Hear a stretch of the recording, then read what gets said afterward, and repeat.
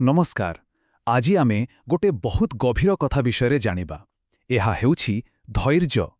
किंतु एहाकु केवल गोटे गुण भावरे नुहे बरं एक एमिति शक्ति भावरे देखिबा जहा आम भितरे बहुत किछि बदलै देई पारे। तेबे चालंतु एही यात्रा आरंभ करिबा।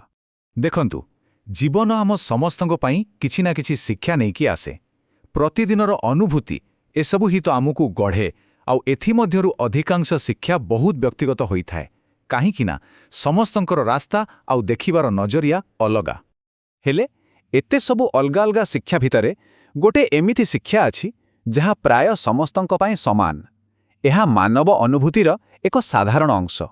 केबे भाबिचंती सेटा कोन हेई पारे? हाँ, सेई सार्वजनीन शिक्षा हेउछि धैर्य बा आमे जाहाकु कहू धीरज।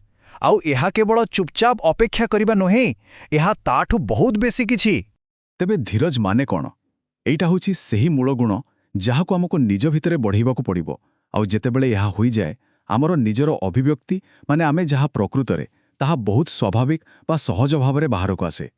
अच्छा, एते बड़ धैर्यर कल्पना करिबा पई गोटे बहुत शक्तिशाली प्रतीक अछि जहा एहार गभीरताकु दर्शाए। आउ सेइटा हेउछि हिमालय। भाबी देखंतु जुग जुग धरी केमिति अटल, स्थिर आउ शांत ही ठिया होइछि। धीरजर एहाठु बड़ उदाहरण आउ कोन हे पारे? एहा हमकु स्थिरतार शक्ति कोन ताहा मने पके दिए। ठीक अछि, एबे आसीबा मूल प्रश्नकु। आमुकु धैर्य दरकार काहीकि? एही गुणर प्रकृत उद्देश्य कोन? हाँ, एही प्रश्नर उत्तर ही सबु किछि। जदि धैर्य एक शक्ति, तेबे एहा प्रकृतरे केउ कामरे लागे? एहार उत्तर टिके गभीर। एहा एक प्रकार आध्यात्मिक रसायन भଳି काम करे। धीरजर मूल काम हेउछि आम भितरे थिबा रजगुणकु सत्वगुणरे बदळेबा। तबे एही बदलिबा प्रक्रियाकु बुझिबाकु हेले आमकु आगो देखिबाकु पड़िबो आमे आरंभ केउठु करूछे। आउ आमर सेही मूल अवस्था बा बेस मेटेरियल हेउछि रज। एई स्लाइड को देखंतु कित्ते सुंदर भावरे बुझाई दिया जाइछि। गोटे पटे अछि रज माने आमर सेही अस्थिरता, विशृंखला आउ अन्य पटे आमर लक्ष्य सत्व जहाकि शुद्धता आउ संतुलनर प्रतीक। धैर्य ही एही दुईटा भितरे थिबा पोल।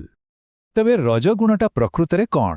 भाबी देखंतु एइटा हेउछि आमर सेही मानसिक स्थिति जेतेबेले मनटा सबुबेले एपट सेपट हेउथाए, सबुबेले किछि ना किछि करिबाकु इच्छा हेउथाए, एकदम अशांत। आउ बेले बेले एहा सहित तमगुण माने आलस्य आउ अज्ञानता भी मिसी जाए। अच्छा, तेबे आम लक्ष्य कोन? जदि रज आमर कंचमाल, तेबे सत्व हेउछि सेही शुद्ध सुना जहा आमे तयारी करिबाकु चाहूं। सत्व हेउछि सेही स्थिति जेउठी मन एकदम स्पष्ट, शांत आउ संतुलित। एही अवस्थारे ही आमर प्रकृत स्वभाव बिना कोनसी बाधारे बाहरकु आसे, एकदम सहजरे। हेले सबुटु बड़ कथा हला एही रूपांतरण हुए केमिति?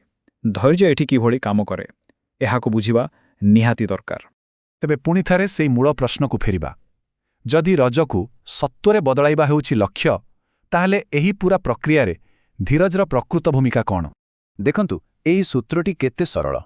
प्रथमे रजर अवस्था माने अस्थिरता, तापरे द्वितीय सोपानरे सेथिरे आमी धीरज बा धैर्यकु प्रयोग करू, आउ फलस्वरूप तृतीय सोपानरे आमुकु मिले सत्व माने संतुलन आउ शुद्धता।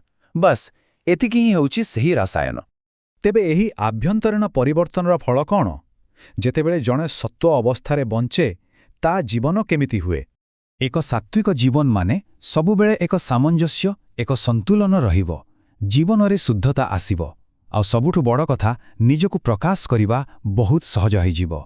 ए सबु संभव हुए केवल धैर्यकु ठीक भावरे बुझिबा एवं अनुभव करिबा द्वारा। तेबे शेषरे गोटिए कथा भाबिबा पई रखिगला।